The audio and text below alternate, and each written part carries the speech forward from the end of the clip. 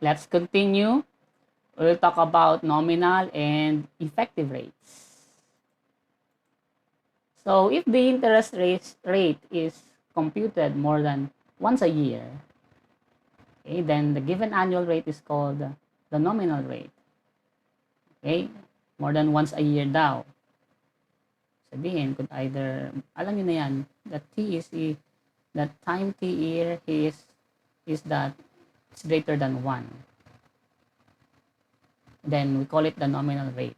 That particular rate is the nominal rate, while the interest actually earned in 1 year specific, that is M is equal to 1, and it is called the effective rate. Okay? We say that two equal rates with different conversion periods are equivalent if they produce equal compound amounts on a given principal at the end of a specified time. Sinasabi lang dito na we have two equal rates if makapag-produce tayo ng dalawang compound amounts if their final amounts are equal at a given or at a specified time, the end of that specified time. Okay? Let's see that particular idea or concept by having an example. Okay? Let the principal be 1,000 pesos and the interest rates are 6% compounded semi-annually and 6.09% compounded annually. Show that 6.0% or 6% and 6.09% are equivalent rates after 1 year. So basically, you see here that the other one, meron siyang decimal value naka-include, di ba? So, napakalaking bagay niyan. Okay? Kaya ang sinasabi ko sa inyo, your final answer, dun na lang kayo magbigay ng, mag-round off ng inyong sagot. Kasi, of course, we know that in rounding off, it's either nag-add kayo ng 1 or nagbabawas kayo ng 1. So, malaking bagay yon. Especially, pera ang pinag-uusapan natin. So, of course, yung decimal has a say. Okay? Malaking bagay yon. Okay? So, the given, ano yung mga given natin dyan? Of course, we have the principal. Okay? The principal, which is 1,000 pesos. And the interest rates, we have R sub 1 is 6%, and R sub 2 is 6.09%. Okay? We also have M sub 1, kasi dalawa. Lagyan natin ng 1 para pare-pareho. This is M sub 1, which is 2. And we have here M sub 1, which is equal to 1. Okay? And of course,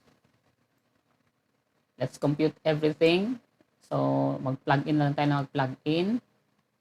So, since we have time t, both pareho sila, the end of 1 year. Okay. And I sub 1 is just rate R divided by M, R sub 1 over M sub 1. Dapat pareho ha. Then is equal to 0.03, while I sub 2 is R sub 2 divided by M sub 2, okay, which is 0.0609. Okay, and we need to show first that F sub 1 is equal to F sub 2 for us to say that 6.6% and 6.09% are equivalent rates. Okay? So that our formula again for the accumulated amount is F sub 1. This is for the interest rate. Okay? The first interest rate 6%, which is compounded semi-annually, okay, for 1 year. So plugging in everything, what we'll get is 1,060.90 pesos. While for F sub 2, okay, the same formula. Notice nagbago lang doon sa subscript, which is 2. Okay. Plug in everything, and the same, we will get 1,060.90. Okay. So what can we conclude with that? We say that since f sub 1 is equal to f sub 2, we say that 6% and 6.09% are equivalent rates. And that is 6% compounded annually is equivalent to 6.09% compounded annually. That is the idea. Now, let's have an example. Okay, when interest is compounded monthly, okay, find the nominal rate if the effective rate is 9%. The effective rate is 9%. And that the nominal rate is unknown. So, what is that interest under the nominal rate? So, R sub 2 ang nawawala. We have here R sub 1 already, which is 9%. Okay? And recall that an effective rate, di ba dun sa previous video natin, we said that, the previous slide, we said that an effective rate is the rate on that particular 1 year, okay, which is m is equal to 1. So we say here that m sub 1 is equal to 1. Okay? Which is the conversion period. Okay? The annual. And rate, the effective rate or the rate is 9%. The conversion period is 1. Why? Because it's an effective rate.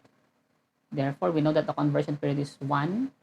Then, I sub 1 is given because meron tayong R sub 1 and M sub 1. So, I sub 1 is 0.09. And we also have the value for the conversion period, which is compounded monthly, M sub 2. What is unknown is R sub 2. Okay? R sub 2. So, we have a formula for R sub 2. This is just actually the derivation between the formula of F sub 1 is equal to S sub 2, F sub 2. So, i-derive nyo na yun. Bahala na kayo dun. Yan na yung derivation niya. Okay? Again, plug in everything to our given formula. Be careful. Kaya naglalagay tayo ng given dyan.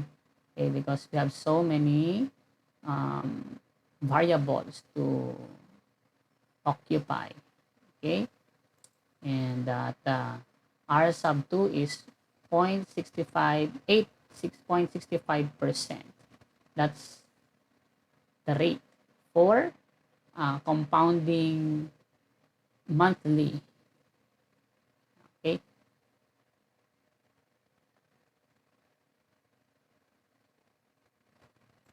Another example is, what rate compounded semi-annually is equivalent to 12% compounded annually?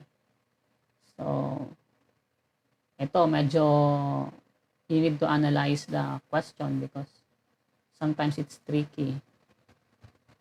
So, what rate compounded annually is equivalent to 12% compounded annually?